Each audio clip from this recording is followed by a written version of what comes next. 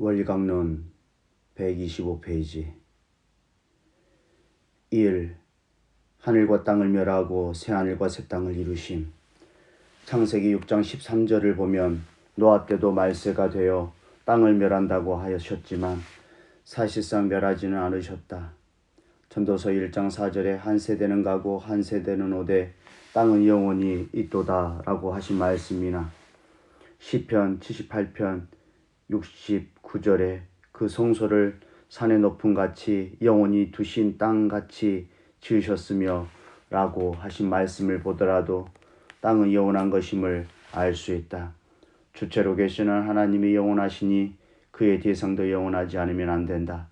따라서 하나님의 대상으로 창조된 땅도 영원한 것이 아니어서는 안 되는 것이다. 전지전능하신 하나님이 사탄으로 말미암아 파멸되어 없어질 세계를 창조하시고 기표하셨을 리는 없는 것이다. 그러면 그 말씀은 무엇을 비유하신 것인가?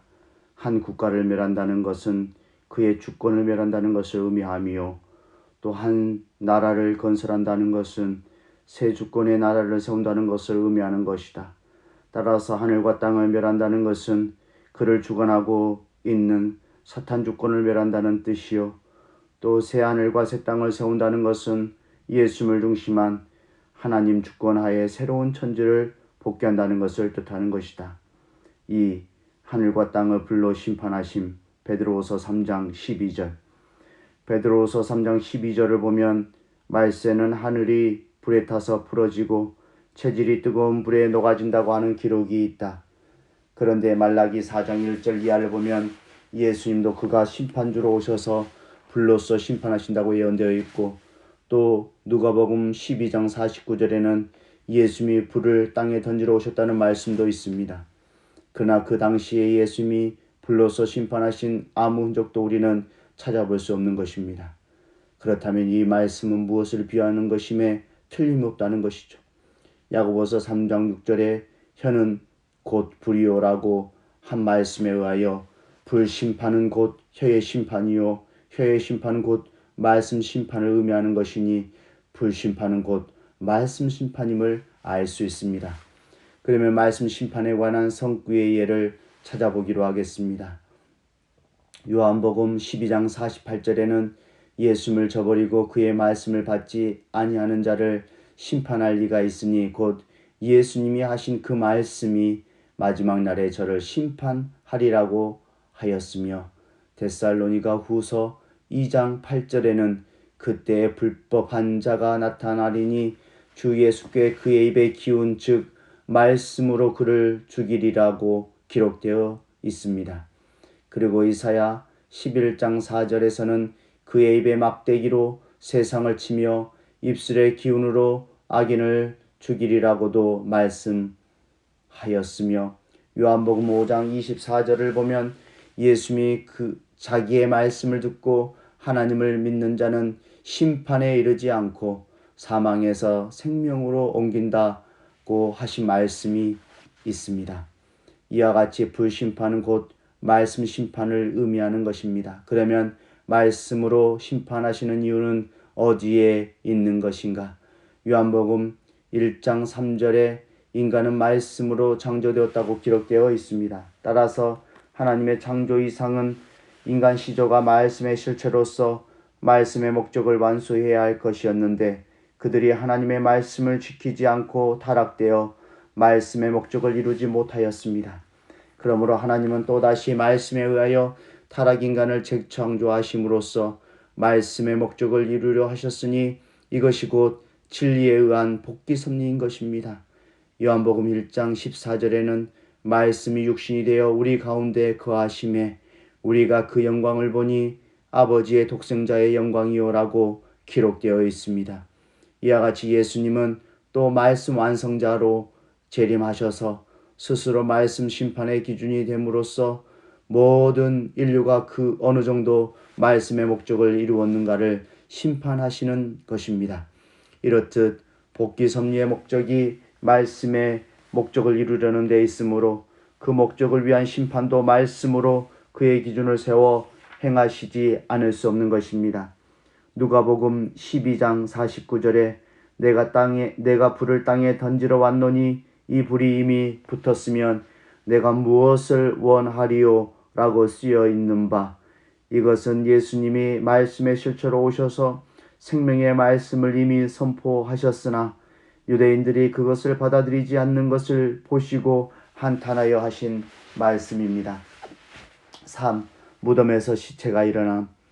마태복음 27장 52절 이하를 보면 예수님이 돌아가실 때 무덤들이 열리며 자던 성도의 몸이 많이 일어나되 예수의 부활 이후에 저희가 무덤에서 나와서 거룩한 성에 들어가 많은 사람에게 보이니라고 기록되어 있으나 이것은 썩어버린 그들의 육신이 다시 일어난 것을 의미하는 것이 아닙니다. 만일 영계에 머물러 있던 구약시대의 성도들이 성서의 문자 그대로 무덤에서 살아나와 성에 있는 많은 사람에게 보였다면 그들은 예수님이 메시아이심을 알고 있었을 것이므로 반드시 유대인들에게 예수님을 증거했을 것입니다. 그랬다면 그때 이미 예수님이 십자가에 돌아가셨을지라도 그들의 증언을 듣고서도 예수님을 믿지 않을 사람이 어디에 있었을 것입니까? 그리고 그렇듯 구약시대의 성도들이 육신을 쓰고 무덤에서 다시 일어났다면 그 후에 그들의 행적에 관한 기사가 반드시 성서에 남아졌을 것입니다. 그러나 성서에는 그들에 관한 아무런 기사도 달리 쓰여 있지 않습니다. 그러면 무덤에서 살아나온 것은 무엇이었을까요? 그것은 바로 마치 모세와 엘리야의 영인체가 변화산상에서 예수님 앞에 나타났던 것처럼 구약시대의 영인들이 재림부활을 위하여 지상에 재림한 것을 영적으로 보고 기록한 말씀입니다. 그러면 무덤은 무엇을 의미하겠습니까? 예수님으로 말미암아 열려진 낙원에서 보면 구약시대의 성도들이 머물러 있던 영영체급 영인의 세계는 보다 어둠의 세계이기 때문에 그것을 가리켜 무덤이라고 하였습니다. 구약시대의 영인들은 모두 이 영계에 머물러 있다가 지상 성도들에게 나타났던 것입니다. 4. 지상인간들이 끌리어 공중에서 주를 영접함. 여기에 기록되어 있는 공중은 공간적인 하늘을 의미하는 것이 아닙니다. 대개 성서에 있어서 땅은 타락된 악주권의 세계를 의미하고 하늘은 죄가 없는 선주권의 세계를 의미합니다. 이것은 무소부재하신 하나님은 땅에도 아니 계시는 곳이 없을 것인데도 불구하고 하늘에 계신 우리 아버지라고 하셨고 예수님은 땅에서 나셨음에도 불구하고 하늘에서 내려온 자 곧 인자라고 말씀하신 것을 보아서 알 수 있습니다. 그러므로 공중에서 주를 영접한다는 것은 예수님이 재림하셔서 사탄 주권을 물리치시고 지상천국을 복귀하심으로 말미암아 그 선주권의 세계에서 성도들이 주님을 영접하게 된다는 것을 의미하는 것입니다. 5. 해와 달이 빛을 잃고 별들이 하늘에서 떨어짐. 창세기 37장 9절 이하를 보면 야곱의 12아들 중 11째인 요셉이 꿈을 꾸었는데 그 내용에 요셉이 다시 꿈을 꾸고 그 형들에게 고하여 가로되 내가 또 꿈을 꾼즉 해와 달과 11별이 내게 절하도이다 하니라. 그가 그 꿈으로 부형에게 고하매 아비가 그를 꾸짖고 그에게 이르되 너의 꿈꿈이 무엇이냐. 나와 내 모와 내 형제들이 참으로 가서 땅에 엎드려 내게 절하겠느냐는 기록이 있습니다. 그런데 요셉이 커서 예굽의 총리 대신이 되었을 때 과연 이 꿈대로 그 부모와 형제들이 가서 엎드려 절을 하였습니다. 이 성경 말씀을 보면 해와 달은 부모를 상징했고 별들은 자녀들을 상징한 것임을 알 수 있습니다. 기독론에서 논술한 바와 같이 예수와 성신은 아담과 해와 대신 인류를 중생해 주실 참부모로 오신 분이십니다. 그러므로 해와 달은 예수와 성신을 상징하고 별들은 자녀된 성도들을 상징한 것입니다.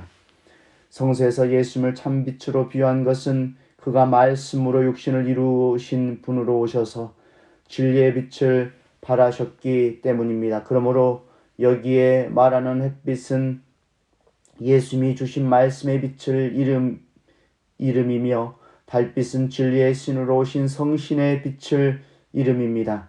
그러므로 해와 달이 빛을 잃는다는 것은 예수님과 성신에 의한 신약의 말씀이 빛을 잃게 된다는 뜻입니다. 그러면 어찌하여 신약의 말씀이 빛을 잃게 될 것입니까?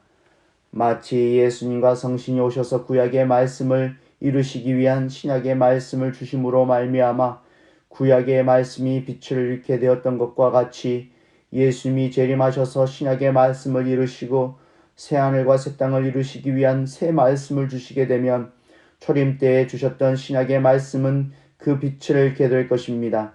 여기에 말씀이 그 빛을 잃는다는 것은 새 시대가 오므로 말미암아 그 말씀의 사명기간이 지나 간다는 것을 의미합니다. 별들이 떨어진다는 것은 말세에 있어서의 성도들이 모두 실족하게 된다는 것을 의미합니다. 메시아의 강림을 열망해 오던 유대교 지도자들이 메시아로 오신 예수님을 알지 못하고 반대하다가 전부 떨어진 것 같이 예수님의 재림을 열망하고 있는 기독교인들도 그날에 실족하게 됨으로써 그와 같이 떨어지게 될 것을 예언하신 것입니다. 누가복음 18장 8절에 인자가 올 때에 세상에서 믿음을 보겠느냐 하신 말씀이나 마태복음 7장 23절에 예수님이 재림하실 때에 그가 잘 믿는 성도들을 보시고 불법을 행하는 자라고 책망하시면서 떠나가라고 배척하게 될 것으로 말씀하신 것도 바로 이와 같이 끝날의 성도들이 불신으로 실족하게 될 것을 아시고 경고하신 것입니다.